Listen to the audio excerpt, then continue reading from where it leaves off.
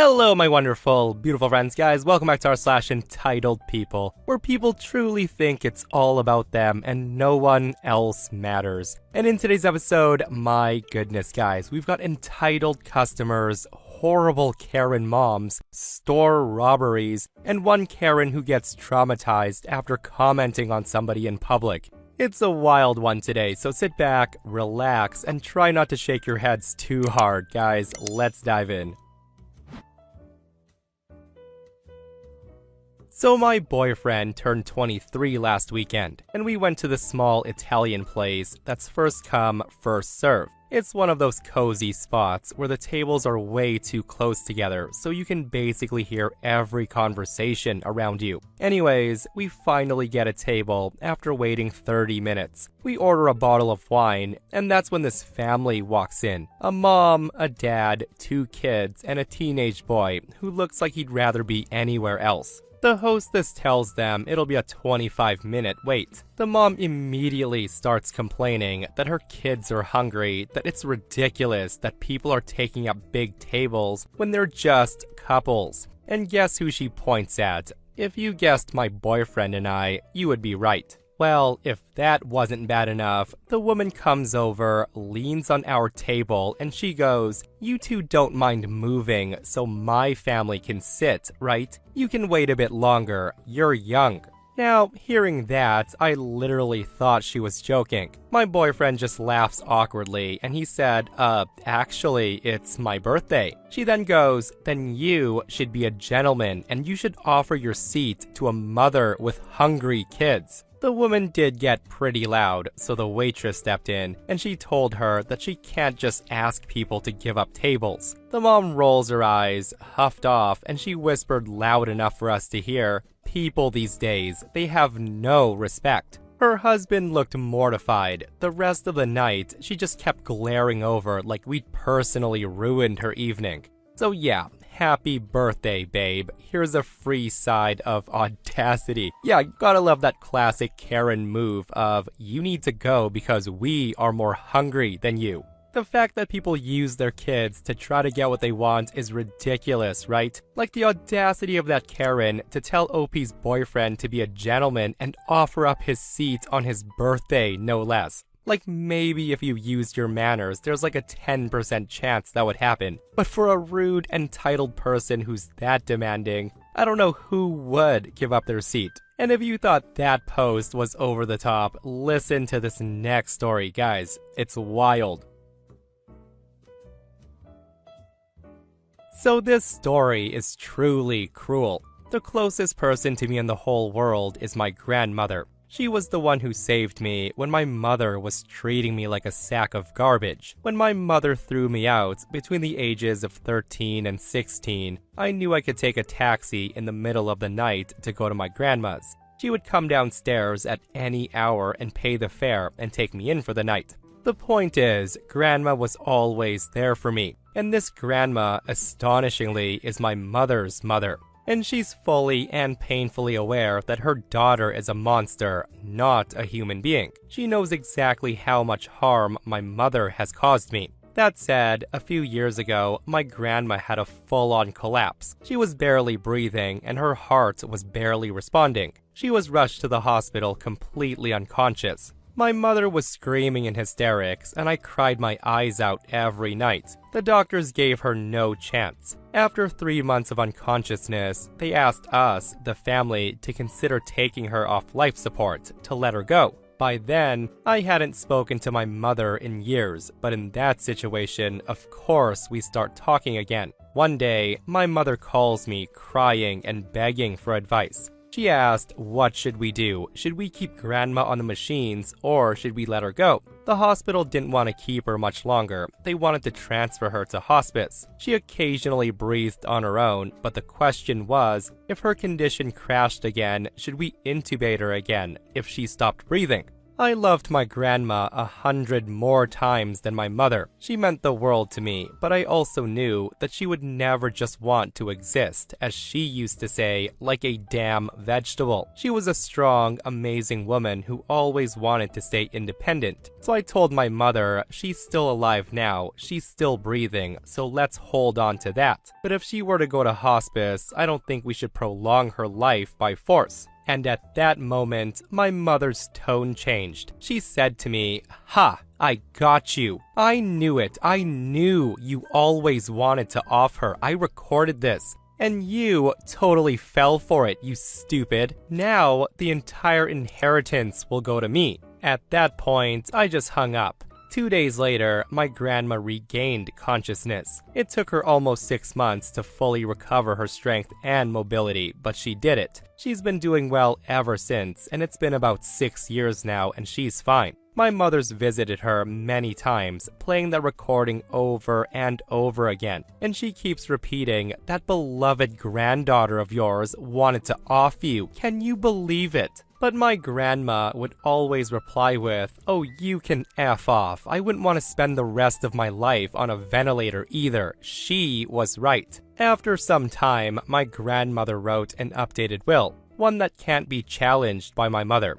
One that completely disinherits my mother. My grandma's doing well, and I love her more than anyone in the world, and my mother, well, she would have inherited something by legal succession had she acted like a human being. But now, she'll get nothing, and I know she'll never ever see this post in a million years, but I just wanted to say F you. Yeah, reading this post, I think we can all agree that OP's mother is an evil, evil person, and the updated will where OP's mother will get nothing when grandma passes, good, that's the way it should be. Like, I just never understand people who want others to die so they can get something out of it. And don't even get me started on that phone conversation that mom had with OP with the gotcha moment. And how she just kept replaying that part to grandma, like sometimes when you think you've read it all, guys, there's yet another person who crosses that line. And if you thought that mom was wild, listen to what this next OP has to say about their mother. So I'm in college, and I finally got my own bank card this year. Nothing fancy, it just helps me manage my money without having to ask anyone for every little thing. I was honestly proud because it felt like a small grown-up milestone. Well, last weekend, my mom came with me to the mall to buy stuff for my younger cousin's birthday. And the plan was simple, we grab a gift, maybe some snacks, and leave. Well, we get to the store and she picks a bunch of things, not just a gift. She picks like 3 outfits, shoes, a toy, and then randomly adds stuff for herself too. I quietly ask if we're staying in budget because I know how these trips go. She says, yes, yes, don't worry. At the checkout, the total comes way higher than expected. She then looks at the total and then immediately looks at me like a solution just appeared. And she goes, put it on your card. I of course tell her I can't because I'm on a tight student budget and I didn't plan for all of this. She then laughs like I'm joking and she says, well, why do you even have a card if you can't use it for family stuff? That's when I say that I could pay for the actual gift, but not anything else, because that's literally what we came for. My mom then gets annoyed right in front of the cashier and she says, wow, so you're counting money with your own mother? I raised you and this is how you act? Now, I know for a fact that she's trying to goad me into blowing up, but I try to stay calm and I repeat that I'm happy to cover the gift and that's it. And then she says the wildest thing. She says, fine, give me the card. I will keep it with me so I can use it when needed. You're clearly not responsible enough. You are greedy and you are selfish. Listening to her say that, I'm thinking, what? I just tell her no, and then she starts doing that dramatic sigh thing, and she says to the cashier, kids these days, they're so damn selfish. They forgot who paid for their whole life. We end up paying separately, and she sulks the entire ride home. She later tells my aunt that I refuse to help family, even though I literally paid for the gift we came to buy. I'm sorry that I didn't want to cover the $100 or so worth of extra items, and the funniest part is she didn't want to help. She just wanted control. The moment I said that I have a boundary, suddenly my card became community property and my budget became a personal insult. I just hate it when you have to deal with parents who think your money is still their money just because they raised you. Holy moly. And this is the kind of stuff that makes some parents wonder why their kids are no contact with them.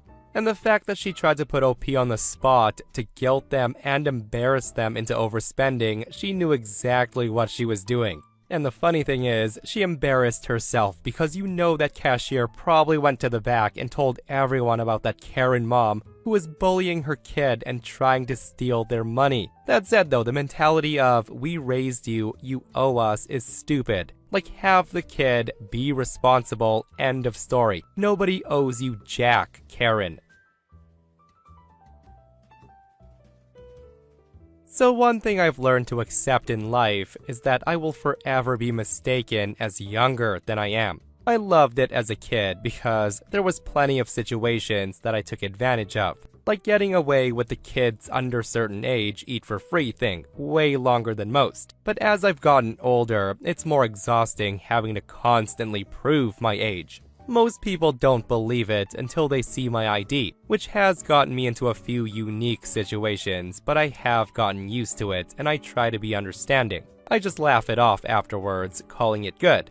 I mean, I get it. I'm 20 years old, and honestly, I look the exact same as I did when I was like 13, 14. It also doesn't help that I'm 5 feet tall, so yeah, it's easy to mistake me as a child, or at least a teenager. Anyways, I recently had a baby, a beautiful little girl. It was an amazing experience, and I adore her. She's my entire world. That being said, it was also very rough on my body. I'll spare you the details, but just know there was a lot of bleeding. I end up needing a blood transfusion, and I spent an extra day in the hospital, and I'm still recovering from the whole ordeal. This little fun incident took place on our way home from the hospital. Now, I'd originally planned to breastfeed, but because of everything that happened, and the fact that I wasn't really in a state to do so, we agreed that formula was the way to go. Just one slight issue though, we had no formula at home. This meant that we needed to make a quick stop by the grocery store sooner than later. Once inside, it quickly became clear that I wasn't doing well. I was shaking from the pain and exhaustion, and I didn't want to return to the car. So hubby and I decided that I would sit with the baby on a bench by the bathrooms while he collected the items, and then we could leave. Now that should have been simple enough, right? No, at least not for me. My husband had been gone less than a minute when some older lady starts walking to the bathrooms. I assume that she planned to use them, but she got sidetracked by my baby since she walked right past them and towards me. Now, I really thought nothing of it at first, since I know it's kind of a normal mom thing to have people fawn over them, which is what I was expecting to happen. As I'm sure you can guess, that's not at all what happened. I smile at the woman, excited to show off my adorable newborn for the first time. I even turned the car seat she was in towards this woman so she could get a better look. But instead of smiling back at me, she frowns. And instead of cooing over how precious she looks, this lady starts lecturing me about teen pregnancies, yada yada. The woman tells me that I should be ashamed of myself, that the youth of today is ruining America, how I should pray for forgiveness, and a bunch of other stuff that I honestly don't remember. I was shocked into silence at first, which she took as an invitation to keep going.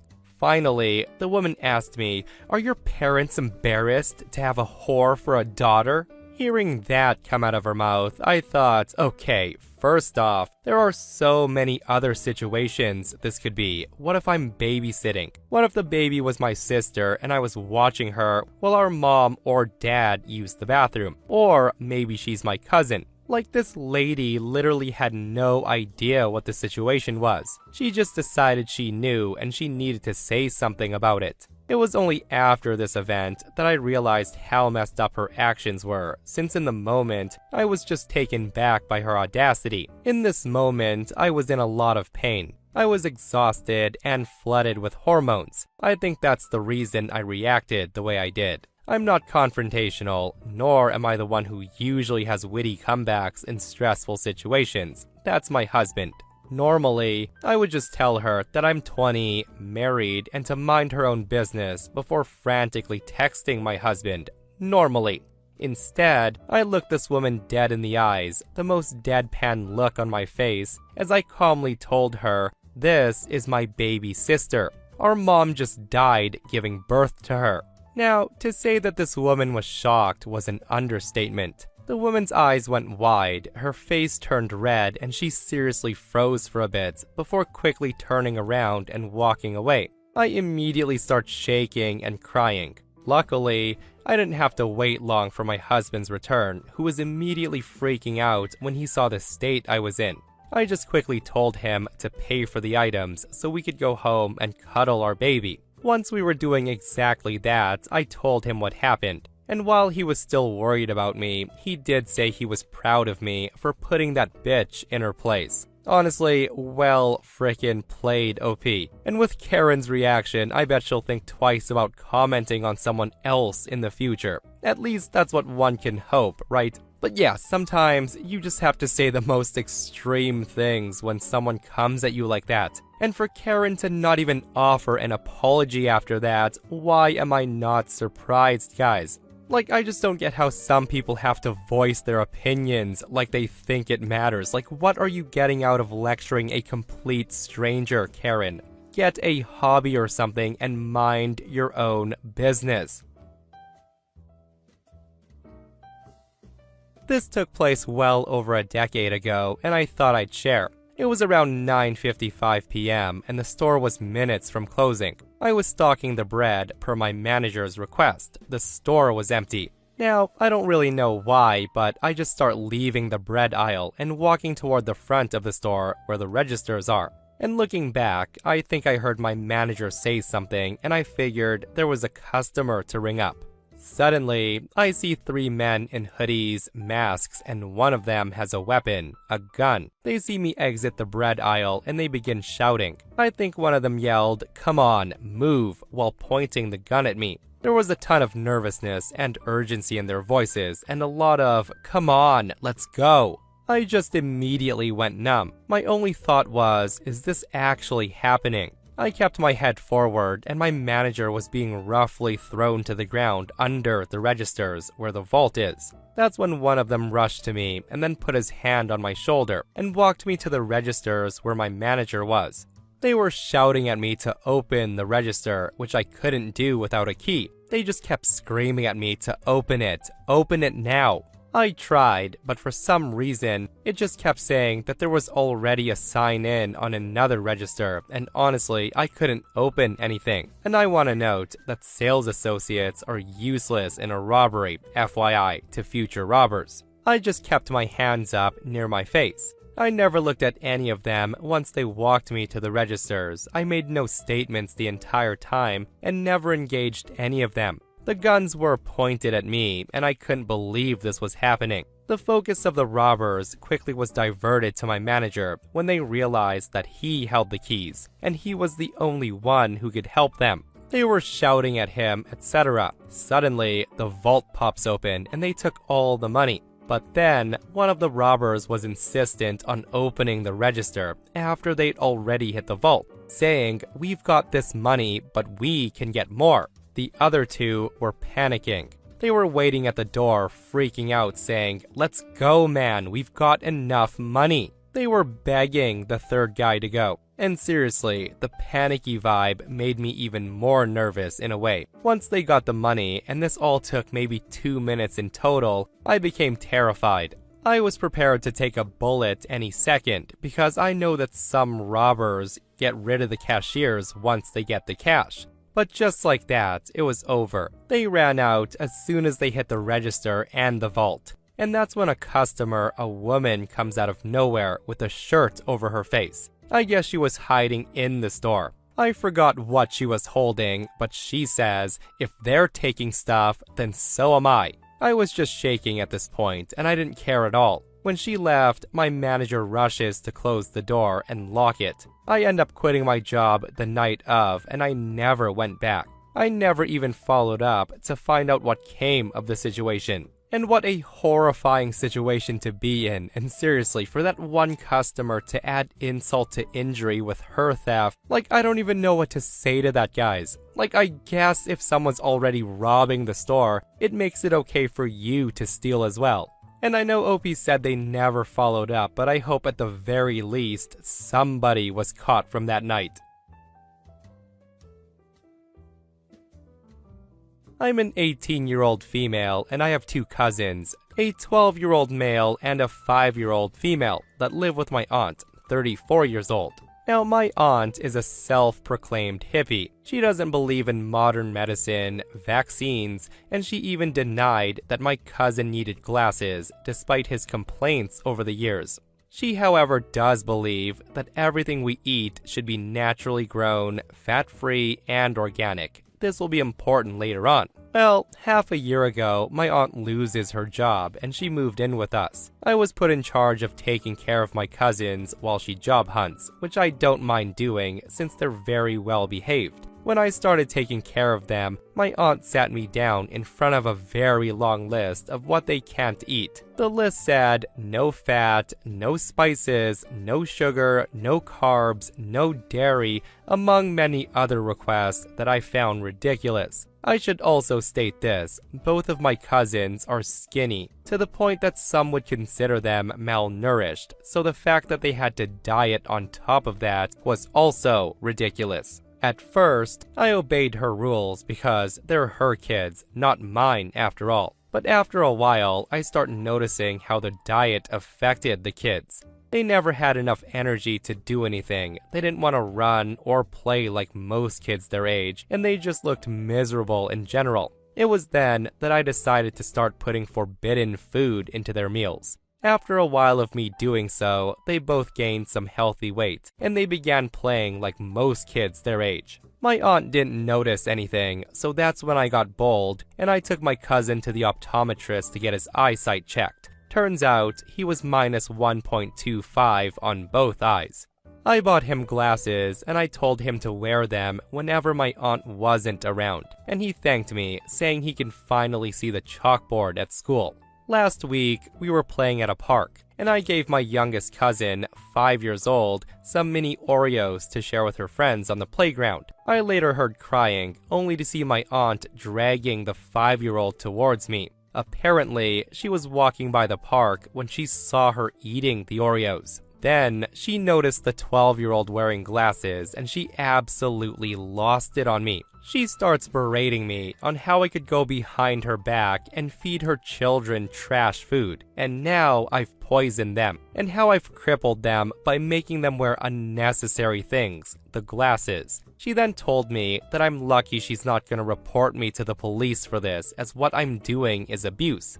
She then confiscated the glasses, and now she's moved temporarily to my other aunt's house while I'm grounded till further notice. My grandma's the only one supporting me on this issue, saying that my aunt borderline abuses those kids by depriving them of food and medical assistance, and that I did the right thing by trying to put a stop to it. My friends are conflicted. Some say that it's not my place to dictate how others raise their kids, and some say they would have done the same. Here's another important note. The dad walked out 4 years ago after he had enough of my aunt, and she refuses to let him see the kids. Update number 1.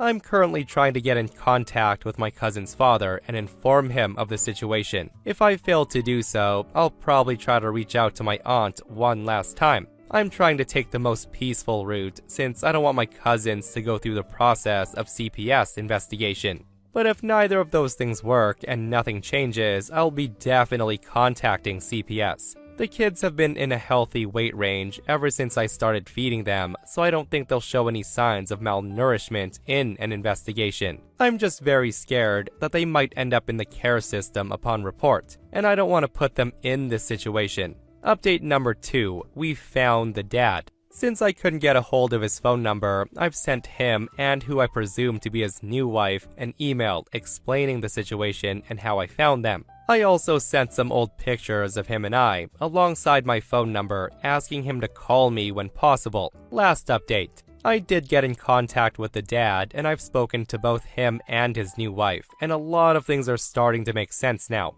For those asking why he wasn't a part of their lives after he left, well, the story's really complicated, so I'll sum it up in some points. Number 1, the court almost always gives mom custody. Number 2, going to court is expensive and he couldn't afford a decent lawyer after the divorce. Number 3, he got arrested for a crime at 19, smoking you-know-what, so he got ruled out almost immediately as an incompetent father. Number 4, some personal issues I won't get into. And lastly, my aunt is crazy. On the bright side, after hearing out what's happening with the kids, he's rushing back to the city. From what I've gathered, he does have some money saved up, and his new father-in-law agreed to give him more money for a really good lawyer. I'm currently packing a suitcase. They should be in town in 4 to 5 days, and by that time, I'll move in with a good friend of mine. I didn't tell anyone besides Grandma he's coming, so once he gets here, we would contact CPS together while his lawyer contacts my aunt with the custody case.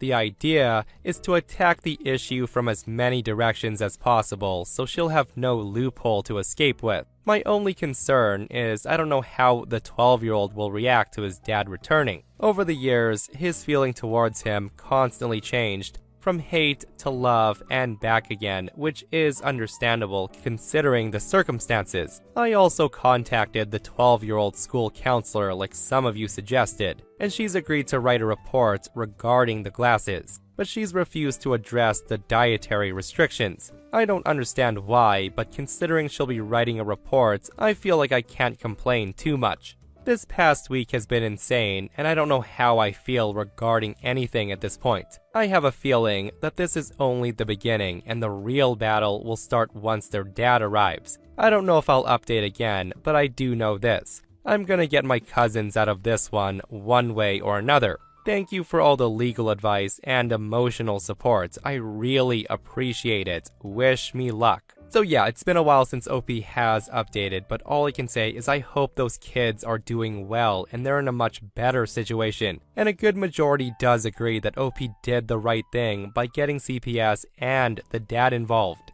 Like, not being able to afford quality food and vision care is one thing, but having the means to do so, but choosing not to, all because of some personal beliefs, the aunt being a hippie, in my opinion, that's not right at all. And this person comments, social worker and mandatory reporter here. Those kids are being neglected and they need CPS intervention. Malnutrition at this stage will have lifelong effects. And not letting your cousin wear glasses when they're so obviously needed is abuse. Guys, let me know your thoughts on this post. If you're in OP's shoes, are you doing the same thing? And that, my friends, brings us to another end of our entitled people. Guys, I hope you enjoyed today's stories. If you did, hit that thumbs up. And if you're not subscribed, consider subscribing so you don't miss these crazy stories. And if you missed the last episode on the channel, it's a malicious compliance episode, where OP's psycho boss gets taught a lesson after he refuses to give OP their bonus. It's such a wild story, so go check it out if you haven't. And myself and Stevie Boy will see you guys in the next one. We love you.